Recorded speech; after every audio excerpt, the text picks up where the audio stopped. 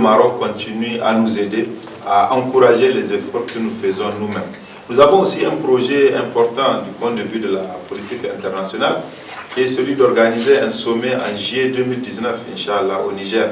C'est le sommet de l'Union africaine. Nous sommes venus présenter à nos frères amis du Maroc ces projets-là et leur dire que leur capacité, leur expérience et le partenariat que nous pouvons faire ensemble sont nécessaires pour aider le Niger à organiser cette importante activité. Je sais qu'au Maroc, c'est assez courant de tenir ce genre de sommet. Au Niger, ce n'est pas encore le cas. Et nous voudrions qu'avec le Maroc, et compte tenu de la portée symbolique du retour du Royaume dans l'Union africaine, que cela soit une occasion où nous pourrions encore montrer un exemple de modèle de coopération sud-sud. Donc voilà, en résumé, c'est dire merci au Royaume du Maroc, dire que nous allons continuer à travailler pour renforcer ces partenariats et dire que pour le Niger et pour l'Afrique, la place du Maroc est une place considérable à nos yeux. Sur la validité des accords de Skhirat, c'est un faux débat. Ceux qui l'opposent ne veulent pas le bien de la Libye. L'accord de Skhirat n'appartient pas qu'aux Libyens, il appartient aujourd'hui à la communauté internationale.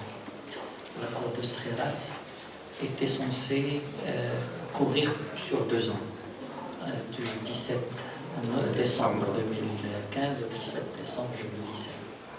Il se trouve que des dispositions importantes de cet accord n'ont jamais pu être appliquées. Et donc le compte à rebours ne pouvait pas commencer tant que ces dispositions fondamentales n'étaient pas mises en œuvre. Et donc aujourd'hui, ceux qui posent ce débat-là veulent avoir un guide au niveau de la Libye, veulent écarter la référence, l'unique référence acceptée par la communauté internationale pour aller dans des approches plus aventurières qui n'augurent rien de bon, ni pour la Libye, ni pour la stabilité régionale. Donc le Maroc est très satisfait de la position du Conseil de sécurité qui a réitéré son appui aux accords de Skhirat et à la validité de ces accords, à la position d'un grand nombre de pays qui considèrent que les accords de Skhirat non seulement sont incontournables, mais continuent de courir parce que c'est la seule base qui existe aujourd'hui.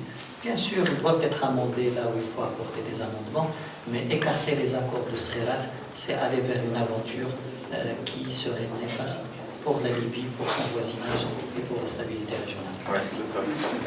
Merci.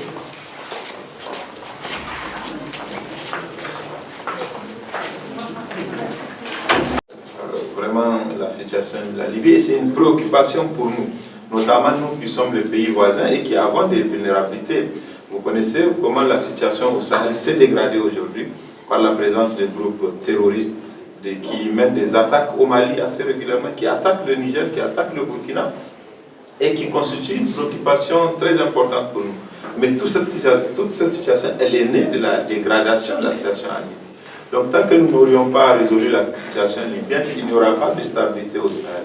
Mais nous considérons que cette situation en Libye est très complexe et que les acteurs doivent travailler davantage. Je vais être très diplomate, mais je pense que le premier, c'est éviter les interférences étrangères directes en Libye.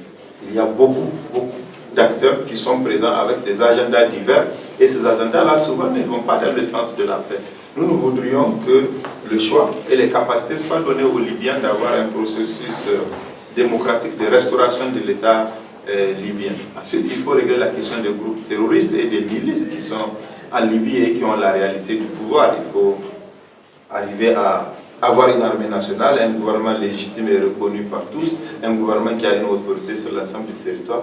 La situation est très difficile, mais je pense que nous allons travailler ensemble. Il y a un accord important qui a été signé ici, qui arrive à échéance. Maintenant, c'est l'occasion d'avoir vraiment une nouvelle perspective. Il y a un envoyé spécial que les Nations Unies ont désigné, qui a une bonne connaissance de la situation et qui est soutenu par les partenaires africains. Il va venir au Niger, on va lui dire notre soutien et lui dire ce que nous considérons être comme la solution pour sortir de la Libye.